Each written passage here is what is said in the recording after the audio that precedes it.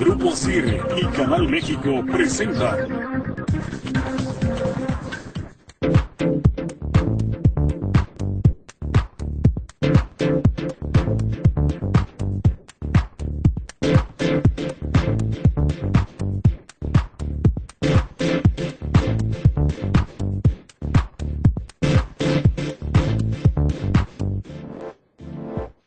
Hola, ¿qué tal amigas y amigos de Grupo ASIR? Buenas noches, ¿qué tal amigas y amigos de Canal México? Estamos en Saboreando la Noticia, hoy con Geraldina González de la Vega, que ya nos ha acompañado antes en las emisiones de Canal México y que ahora nos acompaña porque tuvimos la semana pasada pues unos días muy intensos en lo judicial. Geraldina, ¿cómo estás? ¿Qué tal? Muy buenas noches, Pedro. ¿Qué tal al auditorio? Hola, ¿cómo están? Qué bueno que todavía estás por aquí porque Geraldina por lo general estaba en Alemania. Sí. Es una germanófila incorregible. Y ahora está en Heidelberg, que es un lugar tan interesante, tan bonito. Bellísimo, sí. Ahí en el río Neckar. Así es. Bueno, ya te tocará regresar por allá y platicarnos. Pero bueno, Geraldina es una muy distinguida abogada que escribe mucho sobre temas de derecho. Por ejemplo, su última contribución fue al blog de Nexos, de la revista Nexos. El juego de la corte. Que se llama El Juego de la Corte, Sí. justamente sobre los temas de la semana pasada que tuvieron que ver con el caso histórico ya de Florence Cassé. Tan controvertido el caso. Tan terriblemente Florence. Controvertido, tan manoseado, tan politizado. Sí. Y Geraldina, pues yo te invito para que nos des antes que nada tu opinión de la resolución, entre comillas, que fue tan rara de la Corte, Sí. porque no fue ni un sí ni un no, sino un tal vez. ¿Quién sabe?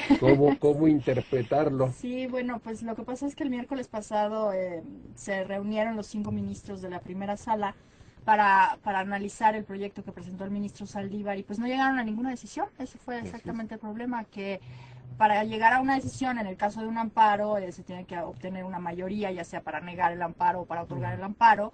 Y en este caso no se llegó a una decisión porque 2 ministros estaban por otorgar el amparo con total, una liberación. En los términos de la resolución de Saldívar, ¿no? Exacto. Otros 2 ministros, el ministro Cosío y el ministro Pardo, estaban, reconocían las violaciones graves a los derechos de Florence Cassé, pero no estaban de acuerdo con los términos del proyecto y proponían más bien un amparo para efectos, ¿no? Para reponer el procedimiento. Y una tercera postura, la del ministro Ortiz Mayagoitia, fue la de que no procedía el amparo por no tratarse de cuestiones constitucionales. Entonces eso fue lo que pasó. Y bueno, pues al tener un 2-2-1, lo que procedía era desechar el proyecto de Saldívar y volverlo a turnar a algún ministro. En este caso le tocó a la ministra Olga Sánchez Cordero, quien tendrá que reformular el proyecto. Pero lo que llama la atención es que de los 5 jueces, 4 aceptaron que había violaciones constitucionales. ¿No es suficiente eso como para ya decretar la libertad a una persona? Pues en este caso no, porque las 2 grandes posturas, con sus matices evidentemente, eran que por un lado Saldívar y Sánchez Cordero decían, bueno, sí hubo violaciones gravísimas porque con el montaje se contaminó todo el proceso, el procedimiento. Y los ministros Cosío y Pardo decían, no se contaminó todo, se contaminaron partes, porque en otros elementos del proceso sí se respetaron los derechos, se respetaron las garantías, y por lo tanto no podemos invalidar totalmente las actuaciones, hay que volverlas a hacer, volver a hacer el proceso, eliminando estos elementos viciados debido al montaje. Entonces, ese es el desacuerdo. Y precisamente es el resultado del problema, que unos dicen no podemos liberar porque lo que hay que hacer es volver a juzgar, y otros dicen no podemos volver a juzgar porque no tenemos elementos limpios para hacerlo. Esa es la cosa. Además, yo sabía que había, alguna vez pasé por la Facultad de Derecho, amigos míos por ahí, pero que un caso que ya ha sido juzgado no se puede volver a juzgar. No me imagino cómo puedes reponer el procedimiento. ¿Bajo qué circunstancias? Bueno, el principio de non bis in idem, que es exactamente ese, que no puedes juzgar 2 veces por el mismo delito a la misma persona, aplica en perjuicio de las personas, pero el principio de retroactividad o el principio de non bis in idem puede ser aplicado en tu beneficio. En este caso sería en beneficio de Florence, y por ello podría ella volver a ser juzgada con justicia, porque precisamente el amparo lo que diría es, bueno, es que Florence no tuvo un juicio justo porque fueron valoradas pruebas o elementos que estaban viciados, entonces hay que eliminarlos y que tenga un juicio justo. Eso sería en beneficio de ella porque podría ella demostrar su inocencia en el caso de que pudiera demostrarse, o la autoridad probar su culpabilidad con mayores elementos y pruebas mejores, ¿no? Entonces, esa sería la razón por la que podría volver a ser juzgada. Entonces aquí la discusión sería si es posible hacer este nuevo procedimiento desterrando los vicios que tuvo el original. Esa es la gran cuestión. ¿Se puede hacer o no se puede hacer? Que tendrán que definir los jueces. Así es, eso lo tendrán que definir los jueces y ya existe un ejemplo muy conocido también en la opinión pública, que es el caso de presunto culpable. Sí. En el caso de presunto culpable, Toño Zúñiga, el protagonista del documental, tuvo un juicio en donde lo condenan culpable por homicidio, y se dan cuenta los abogados de la película cuando lo van a visitar los familiares de Toño que él fue juzgado con un juicio en donde su defensa no era un abogado, no tenía una cédula profesional. Entonces se amparan en contra de esta sentencia y les reponen el procedimiento. Por eso lo que vemos en la pantalla ya es el segundo juicio, la reposición del juicio de al que le hace Toño. el seguimiento ya formal. Entonces, los casos son realmente, no me atrevería a decir idénticos porque uno es homicidio y el otro es secuestro, pero en cuanto a los elementos jurídicos son casi iguales, Entonces va a venir ahora una resolución que va a redactar Olga Sánchez Cordero. Así es.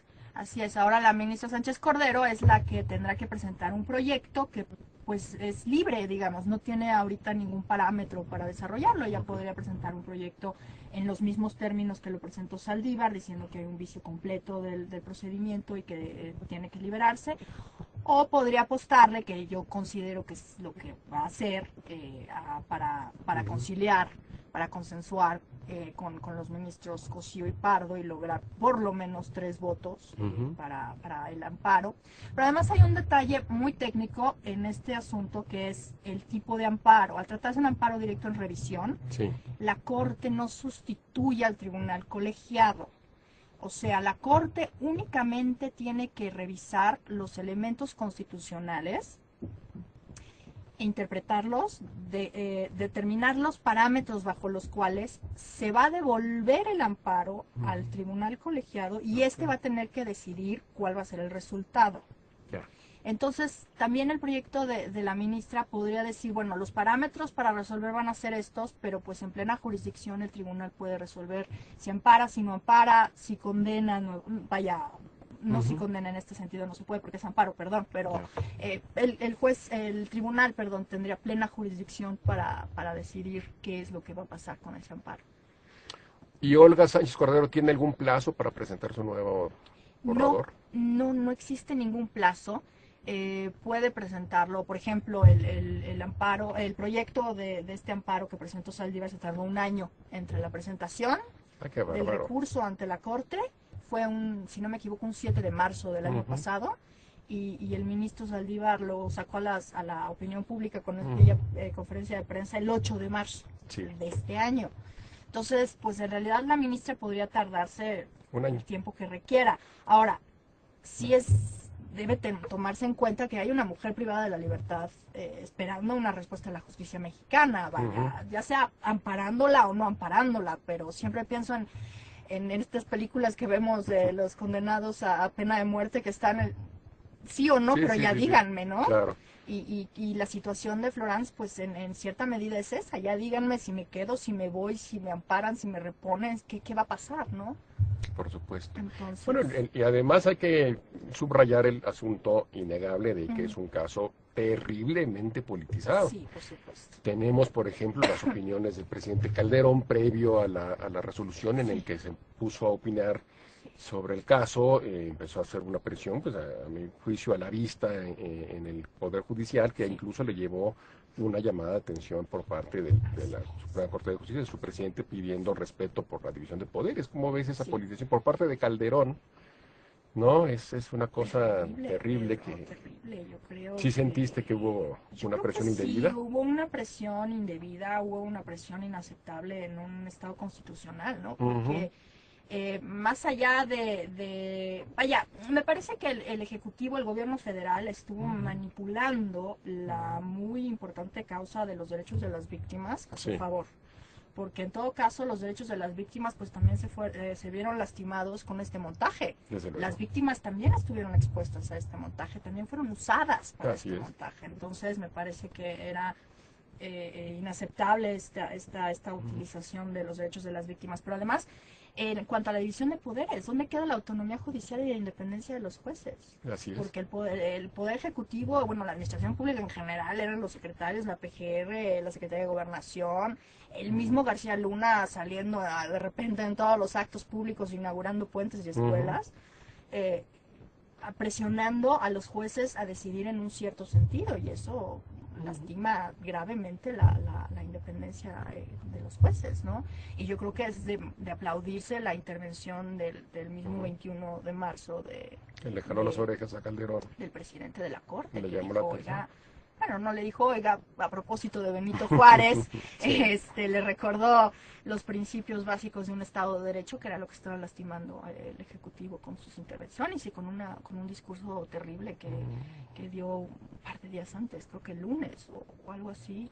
Y lo que llama la atención es que ya hace un llamado para no tolerar la impunidad, Calderón, y el hecho es que aquí hubo funcionarios responsables de delitos, entre ellos García Luna, me parece muy claramente, ya que más allá de que si es o no es inocente Florence Cassé y más allá de cualquier discusión constitucional, el hecho concreto es que hubo violaciones graves a derechos constitucionales, de que hubo violaciones a la ley, y que si no se castiga a los responsables, pues eso, señor Calderón, se llama impunidad, que a usted tanto le indigna, pues justamente no castigar, no hacer una averiguación a fondo de qué sucedió en este caso y castigar a los funcionarios responsables es impunidad, y si no lo hace o no lo ordena Calderón, pues va a ser cómplice de la impunidad que tanto denuncia. Así es, ¿no? Por supuesto, porque el argumento está mal planteado, primero desde el punto de vista de que defender los derechos humanos es alabar, digamos, la impunidad, es un argumento equivocado. Defender los derechos humanos implica disminuir los derechos de la víctima, es un argumento equivocado. Y por el otro lado, lo que tú estás diciendo, ¿no? Hablar de que habría impunidad en el caso de que se repusiera el juicio a Floranzo, se le liberara, cuando en realidad a quienes hay que ver ahorita si cometieron responsabilidades, si cometieron faltas, si cometieron ilegalidades, es a los funcionarios de la AFI que realizaron y autorizaron realizar este montaje, que viola derechos no solamente a Florence y a Ignacio Vallarta, que fueron detenidos en este montaje, sino también, insisto, a las víctimas. Las exhibieron ahí, había inclusive un menor de edad. Oye, ¿y habría repercusiones en caso de que a Florence Cassé la libraran? El novio es Ignacio Vallarta, ¿no? Sí. Sí, que también es el responsable. Él podría también alegar de que, bueno, yo estuve en el mismo asunto. Sí, sin embargo, me decían ayer, yo su asunto no lo he seguido, pero entiendo que todavía no ha obtenido una sentencia ni siquiera de primera instancia. Ah, no me digas, no sabía eso, fíjate. No, sigue en instrucción su caso. Caramba. Se ha atrasado muchísimo. Se resolvió primero el de Florence. Así es. Pero rapidísimo, porque ella ya va en la revisión del amparo y él apenas sigue en primera instancia. Eso me decían ayer. Digo, no sé. Pero sí, obviamente, entonces habría más que cancha para poder él alegar eventualmente que... Pues por lo menos que no se utilicen las pruebas que hayan sido viciadas por este un antecedente judicial que sirva al efecto, ¿no? Así es, sí. Bueno, y otro que está politizando, bueno, es que casualmente tenemos elecciones presidenciales tanto en México como en Francia. Obviamente una resolución que hubiera sido aprobando el dictamen redactado en los términos que lo hizo Saldívar, pues hubiera sido un golpe muy duro en contra del gobierno de Calderón y de su partido a pues unos meses de las elecciones presidenciales, y hubiera sido un espaldarazo para el presidente Sarkozy, Nicolás Sarkozy, que va a enfrentar en unas 6 semanas la primera vuelta electoral en Francia y que también tiene pues mucho que perder. Él está peleando una elección muy fuerte, dura en las encuestas, pero de eso vamos a platicar después de un corte. No se olviden que estamos en nuestro portal, ya pronto para renovación, ya verán qué bonitas sorpresas tenemos. www.canalmexicotv.com, ahí nos pueden ver, escuchar, ver todos nuestros programas. Y regresamos con Geraldina en unos momentitos.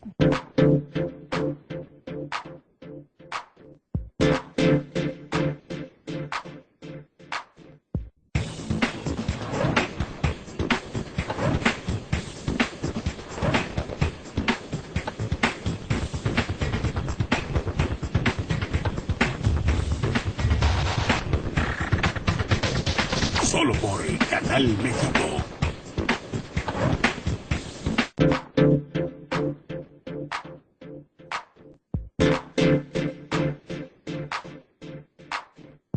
Hola, estamos de regreso en Saboreando la Noticia, amigos del Grupo ASIR, de Canal México, con Geraldina González de la Vega, abogada, comentarista, bloguera extraordinaria. Todavía tienes tu blog, el Geras Place, Geras Place, que es altamente recomendable, donde tocas temas de cuestiones judiciales y de cuestiones de política en México, también cuestiones europeas, sobre todo alemanas, sí. porque ella lleva ya varios años residiendo en Alemania y ahora huiste del frío y hiciste bien. Sí. Y qué Me vine a ver las jacarandas. Qué maravilla, ¿no? Es una de las cosas más bonitas de esa ciudad. Oye, pues entonces tenemos a Nicolás Sarkozy, que va a presentarse a la reelección en unas cuantas semanas, que está teniendo problemas con su adversario François Hollande del Partido Socialista, que ha llevado una presidencia pues errática, porque ha sido un personaje demasiado expuesto, demasiado amante de la sobreexposición, del sobreprotagonismo, sí. Y eso les ha caído mal a los franceses. No ha pegado bien. Tú que vives por allá, pues te tocas de cerca, sí. La relación, por ejemplo, que tiene con Angela Merkel, que han tratado de sacar adelante la crisis económica actual que afecta tanto al euro y que pues no siempre lo han hecho con el tino más afortunado. Y bueno, eso ha repercutido entre la sobreexposición de Sarkozy, y además que de repente ha pues utilizado políticas como por ejemplo aquella expulsión de los gitanos, ¿te acuerdas, Geraldina? Sí, ha tenido varias cuestiones xenófobas, sí. El gobierno de Sarkozy, ¿no? También la prohibición del velo sí. burka, no sé si es la burka o el burka, creo que es él, por ser el velo. Él, porque son tan machistas que ni eso lo pueden. Muy probablemente, pero se han tenido varias políticas o varias medidas en contra de los extranjeros, y pues ahora con esta tragedia de la escuela en Toulouse, sí. ¿no? Que sí, pues explota un discurso muy xenófobo, demasiado contrario a los inmigrantes extranjeros, que es el viejo recurso de demagogos cuando están en dificultades electorales. Pues qué fácil es echarle la culpa a los otros, a los que no son como nosotros, a los que vienen del extranjero, a los que tienen otras costumbres, a los que tienen otras creencias. Siempre ha sido desde tiempos inmemoriales un recurso fácil de políticos fracasados, de malos políticos. Sarkozy empezó su presidencia despertando muchas esperanzas, porque él habló de liberalizar una economía que era demasiado dirigida, y lo sigue siendo, de darle un nuevo impulso a una economía que estaba, pues, y sigue estando muy errática, corcoveando, y que iba a romper con las políticas paternalistas tradicionales del gaullismo, y que iba a darle otra imagen al país, otra fuerza. Y la verdad es que ha sido un gobernante sobreexpuesto, egocéntrico, que no ha transformado absolutamente nada, y que ahora está yendo a las elecciones con un discurso tradicional de la derecha más xenófoba, de la más nacionalista. Porque además creo que quiere ganarle los votos a la hija de Le Pen. Así es. Marie, creo que es su nombre, no sé. No te pierdes de gran cosa. Olvídate el nombre de los líderes del Frente Nacional. Pero al parecer este partido le está quitando votos al partido de Sarkozy, y entonces por eso se ha estado corriendo a la derecha, porque al parecer hay mucha gente. Con la crisis económica en Europa se han fortalecido estas visiones xenófobas y sobre todo contra los musulmanes. Sí, sucede. Los tenemos en Holanda muy activos, los tenemos en Italia, los tenemos en varios países europeos. En Alemania pues están buscando prohibir a este partido neonazi, el NPD, ¿no? Esperemos ya lo logren hacer. En fin, siempre que hay crisis, pues hay que señalar culpables y los culpables más fáciles son los menos protegidos socialmente, que son los inmigrantes. Son los inmigrantes. Europa necesita de sus inmigrantes porque Europa no crece demográficamente y los necesita para mantener sus economías y es lo que han hecho realmente los inmigrantes europeos, tú lo sabes mucho mejor porque vives allá, son los que sostienen esas economías ahora en crisis. Y de todas maneras siempre es muy fácil, el recurso más sencillo, en Estados Unidos lo hacen con los mexicanos, lo han hecho siempre.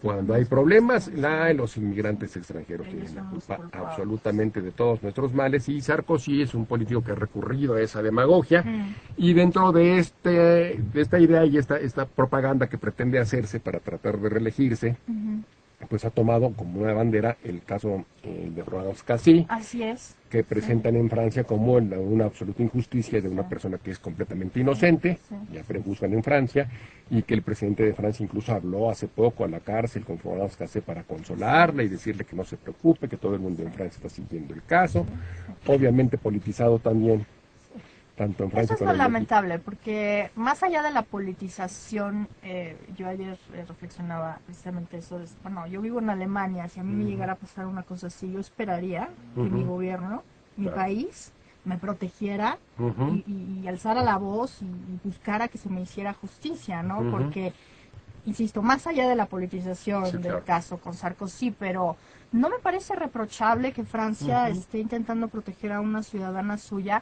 Vaya, yo no sé si Florencia es inocente o no es inocente, esa no es la cuestión. La cuestión es que fue sujeta a un montaje, a una serie de irregularidades, a una serie de transgresiones a sus derechos y tiene derecho a justicia, ya sea a la reposición, ya sea a un amparo, ya sea a salir libre, pero me parece que la lucha que está haciendo el gobierno de su país por protegerla es además exactamente la misma lucha que hace México para proteger a mexicanos, sobre todo en los Estados Unidos, condenados a muerte. Entonces tenemos esa doble moral, igual que cuando exigimos con nuestros mexicanos, y digo nuestros mexicanos, nuestros compatriotas en Estados Unidos, no lo hacemos cuando vienen migrantes de Centroamérica a nuestro país y los tratamos.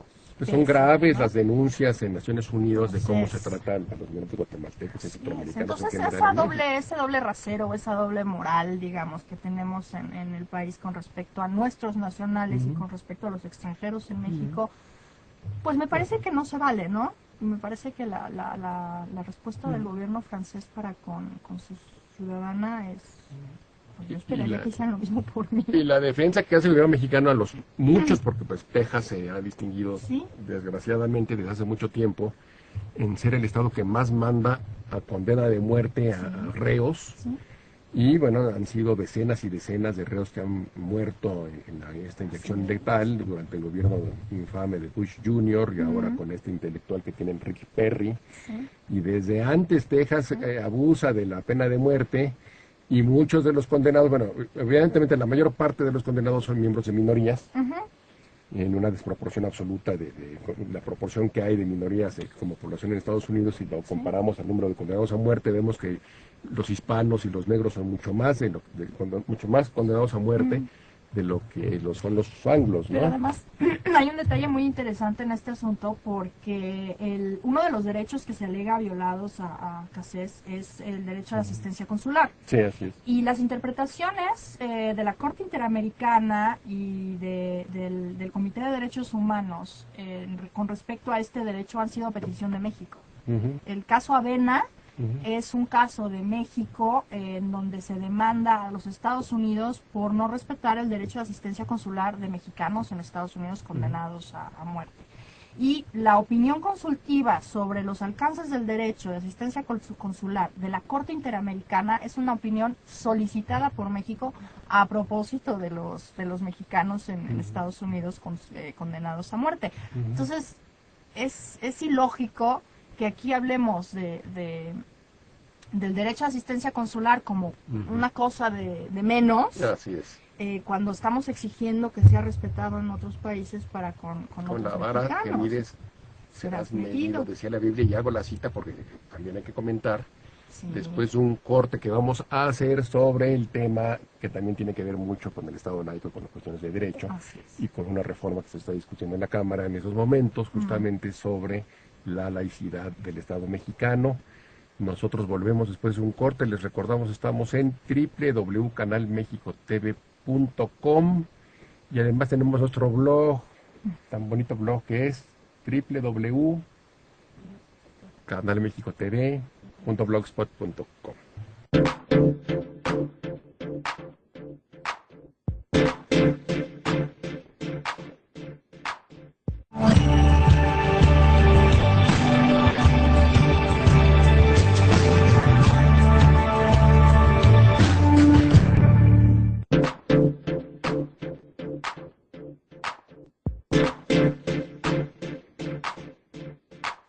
Bueno, Geraldina, pues fíjate que también tuvimos la semana pasada la visita de Benedicto XVI, por cierto, alemán, bávaro, que no bárbaro, quién sabe.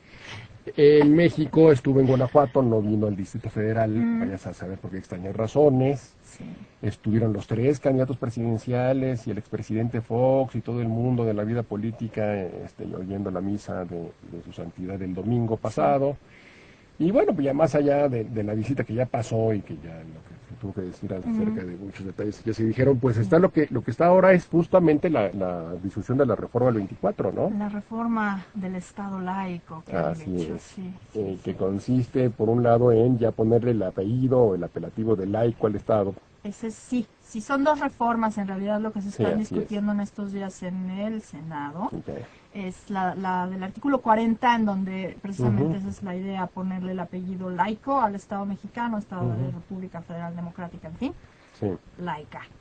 Y el 24, es donde ha habido los gritos y los sombrerazos, en donde se ha dicho que si pasa esa reforma nos vamos a volver un Estado confesional y se va a acabar el mundo, pero bueno, desde mi punto de vista en realidad, al contrario.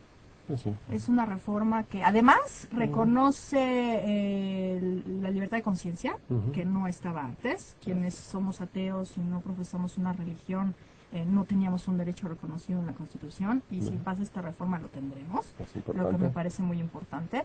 Y por otro lado, pues se especifican los derechos, la libertad religiosa en cuanto a la libertad de creer, la libertad de no creer, la libertad de profesar y de hacerlo con otras personas de manera privada, de manera pública, en fin, me parece que la libertad religiosa es una libertad necesaria en un Estado constitucional. Si estamos hablando de derechos y libertades, necesariamente tenemos que reconocer que hay personas que tienen una religión, que la profesan y no nada más pueden o deben profesarla en su casa o dentro de su conciencia, sino que también tienen derecho a ir a misa o a hacer alguna congregación como la que vimos el domingo con Ratzinger en León, ¿no? No, y la que vimos desde que el primer viaje de un papa a México, que fue el de Juan Pablo II, que ya fue en el muy lejano año de 1979, y en todos sus subsiguientes regresos, pues había estos, y siempre los ha habido, más allá de papa o no papa, la realidad es que el hecho es que se han celebrado misas y se han celebrado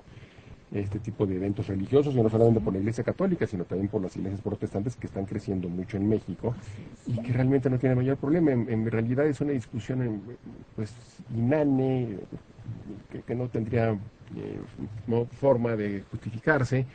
Obviamente hay que hacer la defensa del Estado laico en México. Claro, por supuesto, pero la reforma no lastima en nada al Estado laico, porque ¿no? el Estado es el que tiene el deber de ser laico, pero no las personas. Y lo que está haciendo el artículo 24 es reconociendo las libertades de las personas a creer y practicar su religión. Entonces, me parece pero eso hace mucho ruido, pocas nueces. Lo que pasa es que se presentó esta reforma en la Cámara de Diputados y se desecharon en gran parte las propuestas que había hecho un diputado del PRI, no recuerdo su nombre, en donde se hablaba sobre la posibilidad de que la iglesia, no la católica, cualquier iglesia tuviera acceso a canales de televisión o de radio. Eso por un lado. Y por el otro se reconocía el derecho de los padres a educar a sus hijos en la religión que profesan. Entonces esto se interpretó como que querían meter ya la religión en las escuelas públicas. Sin embargo, el artículo 3, donde se encuentra el derecho a la educación y donde están las reglas para la educación pública, es muy claro y habla sobre educación laica, ajena a cualquier fe religiosa. Entonces, pues en la medida en la que el artículo 3 no se toque, si se reconoce en el 24, a lo mejor el 24 lo que está haciendo es más bien garantizar a los padres que no va a venir un gobierno callista y va a empezar a cerrar todas las escuelas católicas que hay, ¿no? Y las maristas, y entonces como sucedía en la época de mis padres que cuentan que llegaban los inspectores de la SEP y tenían que guardar sus libros del catecismo abajo de un banco porque estaba prohibido que se enseñara religión en las escuelas privadas. Entonces, mientras no se toque la educación pública, me parece que pues todos tenemos derecho a educar a nuestros hijos en la religión o no religión que profesemos, ¿no? Eso por un lado. Y por el lado del radio y la televisión, bueno, pues me parece que todo el mundo tiene derecho a escuchar y ver lo que mejor le parezca. Inclusive en los canales de cablevisión ya existe María Visión, y no he visto que haya pasado nada, ni se haya acabado el Estado laico, ¿no? Sí, pero de repente como que no tiene nada que hacer los legisladores, pues ya ves que no necesitamos hacer reformas estructurales y que México pues, va muy bien en todos sentidos, y que la economía va bollante y que el empleo sobra, entonces como no tienen mayor cosa que hacer se ponen a discutir estos temas que de repente lo agarran con tanta pasión y vemos a los Noroñas y a los jacobinos de toda la vida de la izquierda. Pero además, Pedro, lo más gracioso de la historia es que en junio entró en vigor una reforma a la Constitución que eleva al rango constitucional los derechos humanos reconocidos en los tratados internacionales. Y la reforma, la propuesta de reforma que se discutió y que se desechó, es una copia textual del artículo 17-12, no recuerdo, de la Convención Americana. O sea, eso ya era derecho vigente en México y de rango constitucional. Antes de la reforma de junio de 2011, era derecho vigente, no de rango constitucional, pero eran igual derechos que podíamos exigir los mexicanos. Entonces no entiendo el drama, porque en realidad esa reforma ni siquiera es necesaria. Todo eso que te estoy diciendo ya es derecho vigente en México. Así es. Entonces... Pero bueno, les da que hacer a algunos jacobinillos que no pues tienen sí, mayor pero en lugar de estar haciendo la reforma política... Pues entre otras tantas, en las digo, entre otras. las económicas, las comerciales, las educativas, Dios mío. Las educativas. Bueno, pues ese es... Y otro tema legal interesante de esta semana, Geraldina, que no me gustaría dejar de comentar contigo, es esta que acaba de aprobar la Asamblea Legislativa del DF, en el que nos hace a todos los habitantes de la Ciudad de México donadores de facto. Es decir, que si perdemos la vida y alguien necesita alguno de nuestros órganos, pues vamos a ser donadores. No es necesario que nosotros expongamos nuestra voluntad de hecho o por derecho, con un testamento, un documento. Basta sencillamente no estar en contrario, no dejar una voluntad en contrario que diga no quiero que se usen mis órganos para ningún caso. Bueno, si no existe esa voluntad explícita y expresa de una persona, pues todos vamos a ser donadores de facto y vamos a donar nuestros órganos a quien lo necesite si es que perdemos la vida, como la ves, Geraldina. Pues, bueno, de entrada sé que es un problema México y en muchos lugares del mundo la donación, porque la gente suele no donar sus órganos o suele no decir. Suele no decirlo, donar, ¿no? De que donar algo sus órganos, ¿no? Preferimos no pensar en eso. Entonces, exacto. Yo en la cartera traigo una hojita donde dice, quédense con todo lo que les sirva, pero mucha gente no lo hace. Entonces, desde ese punto de vista, me parece muy bien. No he visto el proyecto, no sé en qué términos se tenga que dar este consentimiento o no consentimiento, más bien en la negativa, ¿no? Lo que tú decías. Tiene que ser una negativa explícita, ni siquiera sirve en la oposición de los familiares. Si un mamá, papá dice no quiero, eso es lo que no sé, no es suficiente. No sabía. Tiene que ser una voluntad explícita por parte de ahí es donde no sé si me encanta la idea, porque supongamos que de la misma manera que ahora mucha gente no deja una voluntad explícita, quiero donar mis órganos, alguien no deja una voluntad explícita que no quiere y sus familiares tienen conocimiento de que no quiere. Y él o ella ya no puede decir nada y van a disponer de sus órganos a pesar de que su voluntad era no donarlos y su familia no pueda tomar una decisión a este respecto. No sé, vaya. Digo, no he visto el proyecto, no sé si... Va en esos términos, justamente lo hemos platicado en la mañana, me lo comentaron. La única manera en que uno puede evitar que sus órganos no sean utilizados para donación es dejar una voluntad expresa, con notario y toda la cosa. ¿Con notario? Sí, el notariado, tipo testamento, diciendo no quiero que se utilice ninguno de mis órganos para apoyar a la persona. No basta entonces con que un familiar diga no, de ninguna manera yo me opongo, ya no. Sí. Va en el sentido de si no hay nada explícito en contra y debidamente legalizado, Sí. entonces pues viene para acá el estomaguito y el corazoncito y los ojos y lo que nos pueda lo que servir. sirva, uf. Pues a mí en lo personal, pues a mí, bueno, creo que no me Sí. gustan los ojos porque soy miope y astigmático. No servían de mucho para mí que... Pero pues mucha gente, por cuestiones religiosas también, o creencias personales, o a veces Así saber es, simplemente así porque es. no les da la gana, Así es. pues no van a poder hacerlo, salvo que lo dejen debidamente estipulado, legalmente estipulado, de Sí, que no pero- quieren que de ninguna manera se utilice de los órganos. Pues lo veo complicado, Pedro. Lo Sí, veo un complicado extremo. Porque, pues sí, porque, digo, pensando en términos reales, ¿cuántas personas están en posibilidades de ir ante un notario para externar esta voluntad? Digo, pues sabemos muy que el pocas. problema de la falta de testamento es un enorme Es un problema. Por eso sabemos que enorme septiembre problema. es el mes del El mes testamento, del testamento, ¿no? así es. Precisamente para subsanar esta falta de Pues sí, pero de- así de está, cultura. así viene la ley. O sea, entiendo los motivos y yo soy Donadora. y estoy totalmente a favor de eso, pero también hay que respetar a las personas que consideran que no. Y te digo, no sé cuáles vayan a ser los efectos de esta ley con las personas que no dejen explícita su voluntad, los familiares no puedan oponerse y qué va a pasar. Pues ya fue aprobada y bueno, ya se presume que es un paso más de que la Ciudad de México siga avanzando en legislaciones de última generación, en legislaciones donde se pueden casar los homosexuales, en donde podemos tener el derecho de optar por interrumpir un embarazo. Y ahora esta legislación, que hay que decirlo, Geraldina, que yo no lo sabía, para mi sorpresa, fue iniciativa de la bancada del PAN. Ah, sí, Sí. fíjate. Y fue apoyada por el PRI y por el PRD, en Ajá. uno de los muy escasos ejemplos que podemos tener en México Vaya, de unificar las Sí. tres posturas políticas Sí. en una Y idea, sobre todo en la Asamblea del DF, que bueno, están y sobre divididos, todo en la Asamblea del pero- DF, bueno, en fin, con sus bemoles, como tú dices, Geraldina, pero Sí, al final de cuentas, qué bueno que los partidos se ponen a trabajar en algo, de que es una idea cuya intención por lo menos es muy buena, Sí, en esa es términos buenísima. generales es muy Eso buena, sí, eso sí, quizá no como tengo- tú dices, no tengo debería de ninguna no duda. ser tan extremista Sí. la ley y dejar dar opinión a los familiares, Sí, o yo creo que agrandar ahí un poco en el... deberían ¿no? de permitir esa cuestión. Pero bueno, tenemos a tres partidos y sobre todo lo más Pero eso está curioso, muy bien. el Partido Acción Nacional, que es un partido conservador, que Por siempre supuesto.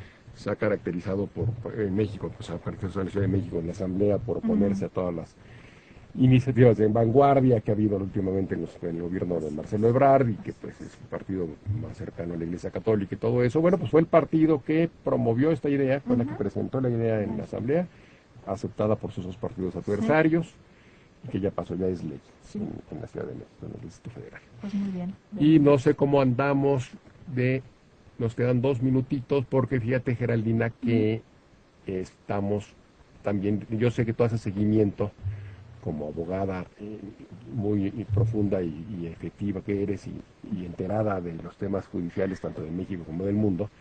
Te interesa mucho y haces seguimiento de lo que hace la Suprema Corte de Justicia de los Estados Unidos.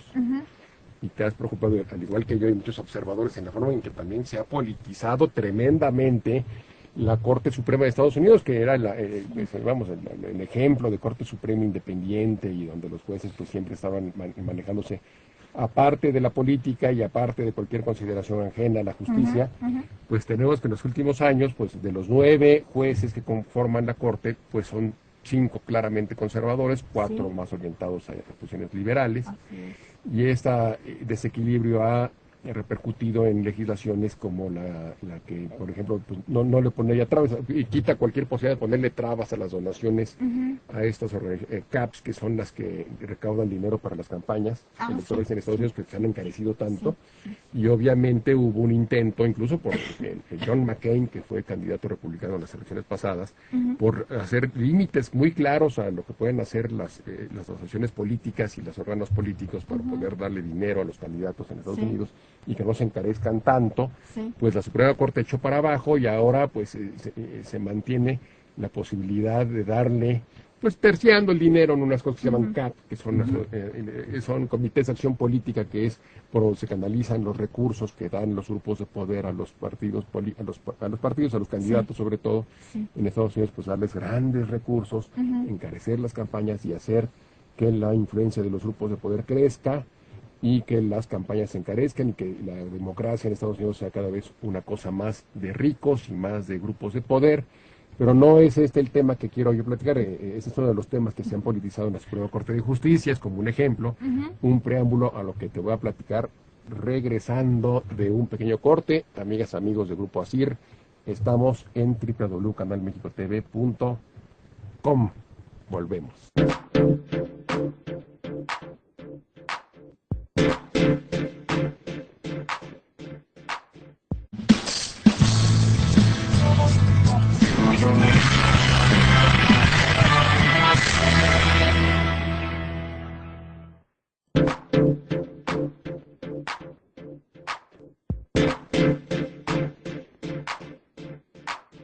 Hola, ¿qué tal, amigas, amigos de Grupo ASIR de Canal México? Estamos con Geraldina González de la Vega, abogada, experta en cuestiones jurídicas. Hemos estado platicando del caso de Florence Cassé, que ella tiene algunos trabajos publicados, tanto en su blog de Gera's Place, como ahora en el blog de la revista Nexos, donde publica también un resumen y un análisis muy interesante del caso Cassé, Sí. Y también ella estuvimos platicando de la reforma que se está discutiendo en el Senado a los artículos que tienen que ver con la libertad de cultos en México, el 24 y el 40. El 40 y el sobre 40. el Estado laico. Exactamente, sobre el Estado laico.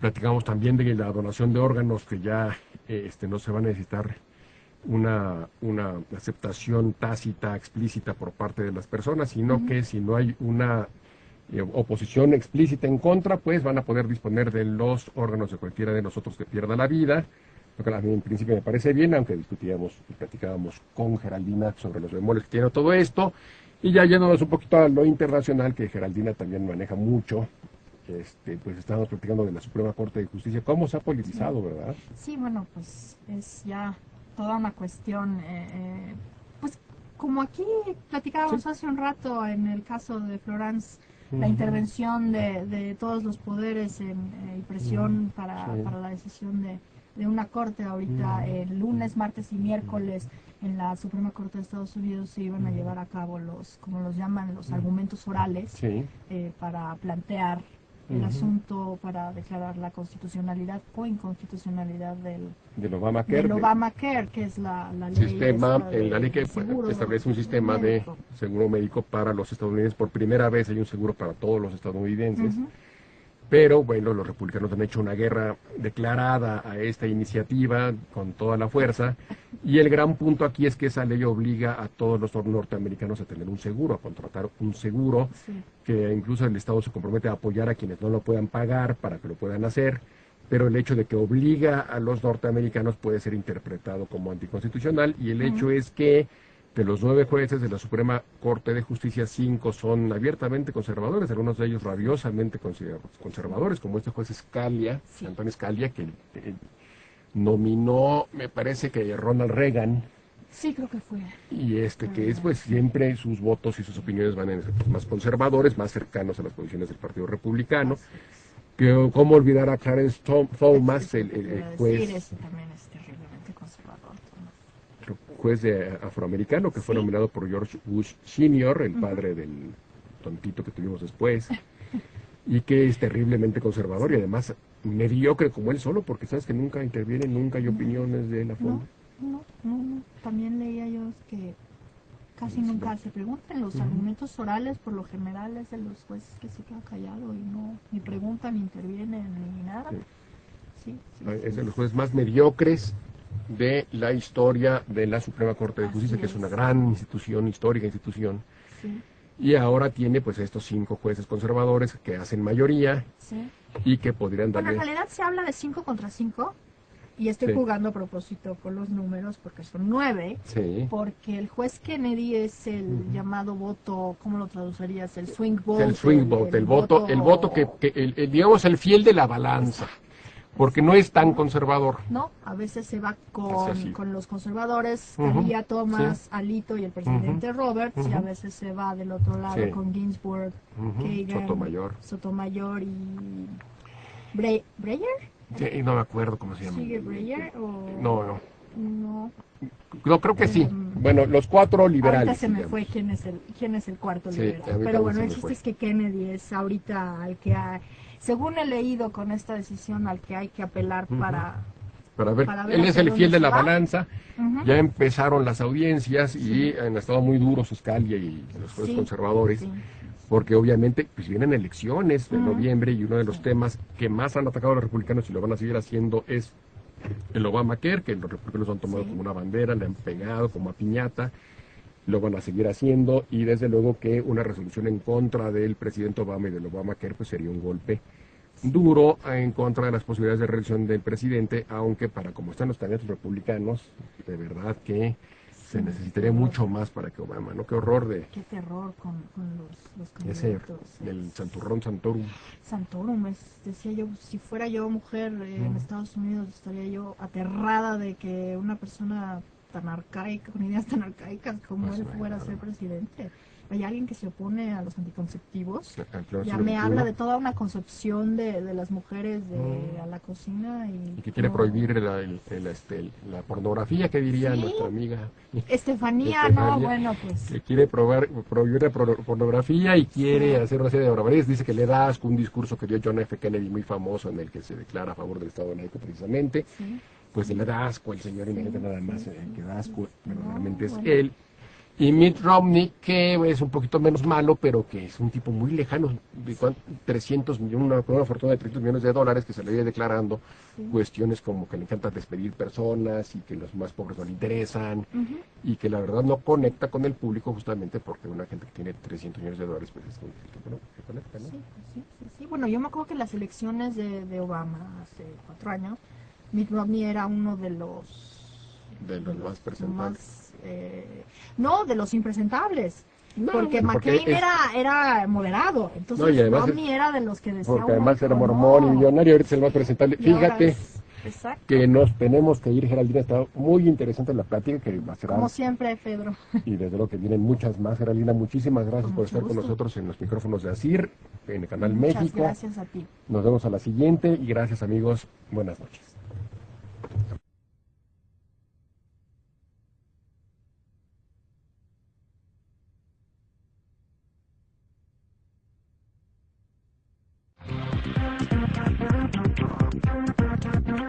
Grupo ASIR y Canal México presentaron